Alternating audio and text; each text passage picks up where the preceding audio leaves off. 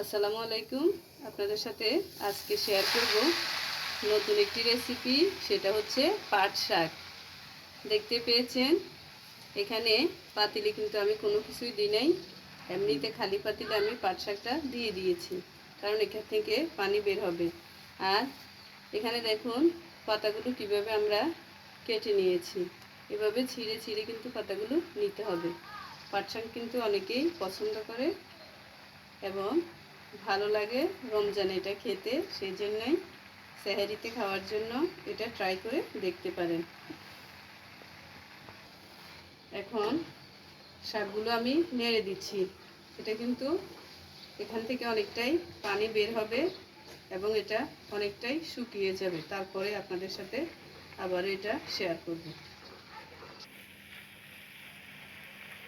দেখতেই পাচ্ছেন কতটুকু ছিল শাক, এখন কতটুকু হয়ে গেছে। এটা কিন্তু আরও কমে যাবে। এই শাক খেতে কিন্তু অনেক ভালো লাগে, আপনারা বাসায় ট্রাই করতে পারেন। ইফতারিতে, সেহরিতে, যে কোনো টাইমে আপনি শাক খেতে পারবেন। আর শাক এমনিতে আমাদের স্বাস্থ্যের পক্ষে ভালো। আমরা যেহেতু রোজাতে শাকসবজি কম খাই, সেহেতু শাক খেলে কিন্তু আমাদের পুষ্টির চাহিদাটা পূরণ হবে।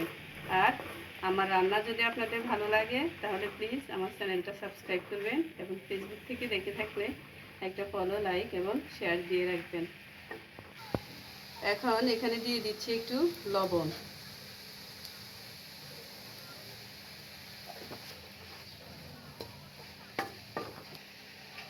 লবণ দেওয়ার পর আর একটু কিন্তু পানি ছেড়েছে।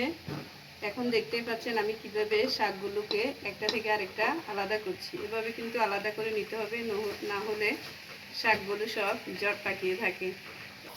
এখন যে পাতিলে শাক করেছি ওখানে মধ্যখানে খালি করে এখানে আমি তেল দিয়ে দিচ্ছি। এখানে দিয়ে দিব রসুন। এই শাকটা কিন্তু এমনিতে রান্না করা হয়, আমিও সেটা একদম অথেন্টিক রেসিপিটা আপনাদের সাথে শেয়ার করছি। রসুন থেকে যখন একটা সুন্দর স্মেল বের হবে তখনই সেটা শাকের সাথে মিলিয়ে নেব। এখন এখানে আমি দিয়ে দিব দুটো শুকনো মরিচ, আগে থেকে বেজে নিয়েছি, সেটা এখন ভেঙে দিয়ে দিব। তাহলে কিন্তু শুকনো মরিচ রসুনের ফ্লেভারটা ভালো আসবে, শাকটাও খেতে ভালো লাগবে। এখন শাক, রসুন, মরিচ সবগুলো একসাথেই আবার এগুলা তেলে ভেজে নিচ্ছি। এখন কিন্তু শাকটা কিন্তু প্রস্তুত হয়ে গিয়েছে খাওয়ার জন্য।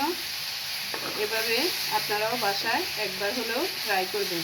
দেখতে পাচ্ছেন শাকটা কিন্তু অনেক সুন্দর হয়েছে, দেখতে লোভনীয় হয়েছে, তাই না? সবুজ কালারটাও কিন্তু বজায় ছিল। এভাবে আপনারা বাসায় অবশ্যই ট্রাই করবেন। সবাই ভালো থাকবেন, সবাইকে রমাদান মোবারক। আল্লাহ হাফেজ।